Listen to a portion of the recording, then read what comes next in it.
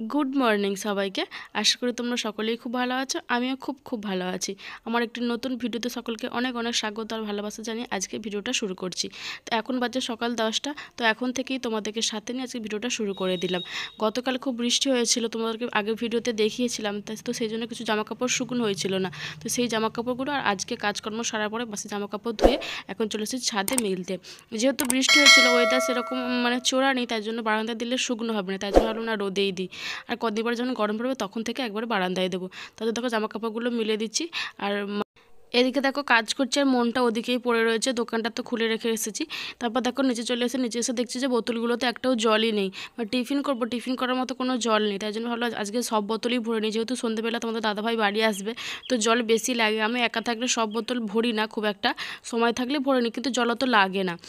রান্নার দুটো বড় বড় বোতল আর খাওয়ার জন্য 4টে বোতল ভরে রাখলেই হয়ে যায়। কিন্তু ও যেহেতু আসবে তার জন্য তখন সমস্ত বোতল ভরে নিলাম। তারপরে খাওয়া দাওয়া করে টিফিন করে নিয়েছি। এখন দেখো টেবিলটা মুছে নিচ্ছি। টেবিলটা একদিন মুছিনি মাঝখানে, পুরোটা মোছা হয়নি। সামনের দিকটা মুছে নিয়েছি, পুরোটা এদিকটা মোছা হয়নি একদিন। কখনো সময়বশত কাজ থাকলে হয়ে ওঠে না, ওই সামনেটাতে মুছে নিই।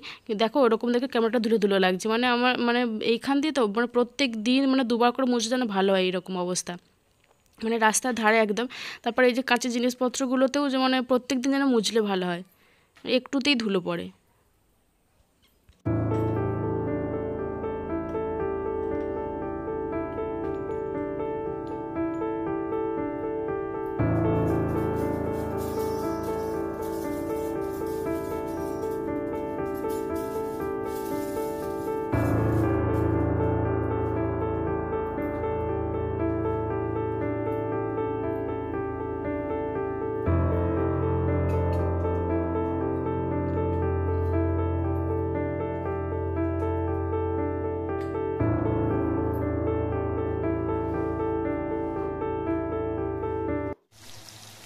দেখো এখন রান্নাঘরে চলে এসেছি, দুপুরে রান্না বসিয়ে দিয়েছি।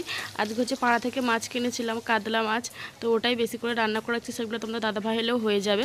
এই যে ঢেঁড়স আলু দিয়ে আর যে চুনো মাছ আছে, চুনো মাছ দিয়ে করব। আর এই যে উচ্ছে দিয়ে ডাল করব, উচ্ছে ভেজে ডাল। আর যে চাটনি করব টমেটো দিয়ে আর মিষ্টি আলু দিয়ে। আর এই চুনো মাছগুলো দিয়ে ঢেঁড়স দিয়ে তরকারিতে দেবো। তোমার এমনি সবজিতে একটু মাছ পড়লে তরকারিটা টেস্ট হয়। দেখো মাছগুলো এখন ভেজে নিচ্ছি। এই তরকারি অল্প কিছু সন্ধ্যেবেলা রয়ে যাবে। তারপর ওকে জিজ্ঞাসা করবো ও কী খাবে, সেই মতো আবার রান্না করব। আর মাছগুলো যেহেতু অল্পই 4-5 পিস 6 পিস হবে, তার জন্য আমি আর ফ্রিজে রাখিনি। আর জানো তো এই শীতকাল ভোর আমি ফ্রিজ চালাইনি, ফ্রিজ অফ করেই রেখেছি এখনও পর্যন্ত। এবার একটু গরম পড়লে তখন ফ্রিজটা চালাবো, কারণ সবজিপাতি তো শীতকালে বাইরেতে ভালোই থাকে। আর জল তো খাওয়া হয় না, গরমকালে যে ফ্রিজের জলটা একটু আদ্র খাওয়া হয়, তো তার জন্য খুব একটা ফ্রিজের দরকার ছিল না বলে ফ্রিজটা বন্ধই রেখেছিলাম। তার জন্য ভাবলাম না এই 2 পিসের জন্য আর ফ্রিজ চালাবো না, একবারে ভেজে রেখে দিই। যদি 2 পিস থাকে সেবেলা সে খেয়ে নেবে তরকারিতে, না হলে পরের দিনকে রান্না করবো। সম্ভবত সেই খেয়ে নেবে রান্না হলে সন্ধ্যেবেলা। এই যে রান্না হয়ে গেছে, মাছের তরকারি হয়ে গেছে, যে ঢেঁড়স দিয়ে আলু দিয়ে। মোরলা মাছের টক অন্যদিন করেছে, ওই জন্য আজকে আর করিনি, যেহেতু সে সন্ধ্যেবেলা সে খেতে চাইবে না টক, তার জন্য আর টক করিনি। তারপর দেখো বিকেলবেলা বাসনগুলো মেজে রাখছি, কারণ তোমাদের দাদাভাই এলে ওর সঙ্গে একটু গল্প করব, ওর সঙ্গে এসতে ওর সঙ্গেই টাইম কেটে যায়। এলে আর তখন আর কাজের দিকে আর মন থাকে না, তাই জন্য ও আসার আগেই ভালো করে কাজ করে গুছিয়ে রেখে দিই। তো বাসনগুলো মেজে রাখছি। আর অল্প একটু ভাত করবো, আর তরকারি অল্প একটু আছে। তারপরে যদি সে কিছু অন্য কিছু বলে আবার অন্য কিছু রান্না করব।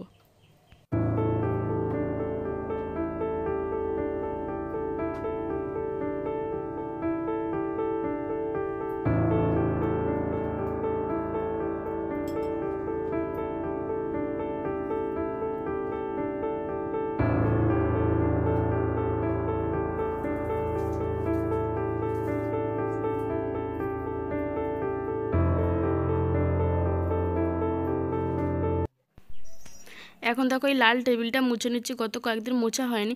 আসলে দোকান খুলে রেখে কাজ করি তো আমার মনটা ওই দিকে পড়ে থাকে, তাই জন্য ভাবি যখন দোকান বন্ধ রাখবো দুপুরবেলা থেকে এই সমস্ত কাজকর্মগুলো করবো। কিন্তু অনেক সময় দুপুরবেলা এই সমস্ত কাজকর্ম করে ওঠা হয়নি, হয়তো অন্য কাজ করি, বা হয়তো একটুখানি দুপুরবেলা খেয়ে টেয়ে বসার পর আর ইচ্ছে যায়নি কাজ এইসব কাজগুলো করতে। বলে না যে ভাত খেয়ে নিলে শরীর ভার হয়ে যায়, তাই জন্য তখন কাজে আর মন বসে না, তাই জন্য অনেক সময় করা হয়নি। কিন্তু প্রায় ভাবে যে দুপুরবেলার দেখেই করবো। এখন ভাবলাম না, দোকানটা মাঝে মাঝে খোলা আছে, মাঝে মাঝে দেখছি আর করে নিচ্ছি।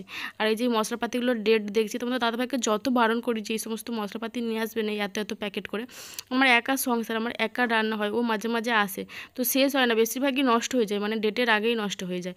আর আমি তো মানে মশলাপাতি দেওয়া খাবার খুবই কম খাই, সিম্পল রান্নায় বেশি খাই, খুব কম মশলাপাতি দিয়ে, খুব বারণ করেও তাও নিয়ে আসে, মানে 1 পাতা 2 পাতা নিয়ে আসবে, তার মধ্যে তো 1 পাতা নষ্টই হবে, এরকম হয়, ডেট ওভার হয়ে যায়, তখন ফেলে দিতে হয়। আর দেখো যে সবজিপাতিগুলো রাখি, সবজিপাতিগুলো প্রায় ফাঁকা হয়ে গেছে, তার জন্য ভাবলাম টেবিলটা একটু মুছে ফেলি, পরিষ্কার করে ফেলি। আর দেখুন এখানে যত ওষুধ, যত হোমিওপ্যাথিক ওষুধগুলো সব এই মানে চুপিটার মধ্যে রাখি, একটু ধুলো মতো পড়ে গেছে, তাই জন্য একটু মুছে রাখছি। মানে এগুলো সব বিভিন্ন রকম অ্যাসিড, অ্যালার্জি, বিভিন্ন রকম হোমিওপ্যাথি ওষুধ, যেমন অ্যালোপ্যাথি ওষুধ থাকে সেরকম আমার বাড়িতে হোমিওপ্যাথি ওষুধও থাকে, যার যেটা লাগে। আমি তো আগে মানে অ্যালোপ্যাথি খেতাম, এখন একটু কিছু হলে হোমিওপ্যাথি খাই। অ্যালোপ্যাথিও খাই না তা না, মানে তার ঠিক নয়, খাই, কিন্তু যখন এমার্জেন্সি হয় তখন অ্যালোপ্যাথি খাই, নাহলে হোমিওপ্যাথি খাই। তো এগুলোকে ভালো করে পরিষ্কার করে মুছে তারপরে রাখবো টেবিলটাতে। আর মানে রান্নাঘর ওই দোকান ওদিকে খোলা আছে, আমি একবার করে যাচ্ছি আর একবার করে কাজগুলো করছি। অন্য সময় করার টাইম হয় না, এখন বলি ইচ্ছা হয়েছে, আর এখন মানে কাজও নেই সেরকম, ফাঁকাই আছি, তাই জন্য ভাবলাম এখনই করে রাখি। তো চলো তাড়াতাড়ি করে কাজগুলো করে ফেলি, আবার খদ্দের এলে এই কাজগুলোকে এরকম করে ফেলে রেখে চলে যেতে হবে।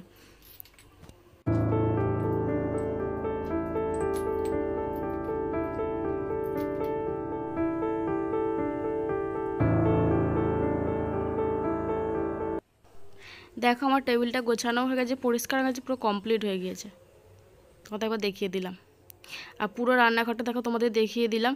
প্লিজ ইগনোর করো, ওই যে সামনে যে টিনটা আছে ওটা আসলে মানে আমি রান্নার সময় দিয়ে থাকি, আর একটু পরে তো আবার ভাত করবো, তাই জন্য আমি আর সরাইনি, মানে এটা আমাদের মানে যখন চিমনি চালাই না তখন ওটা ব্যবহার করতে হয়, আবার এটা সরিয়ে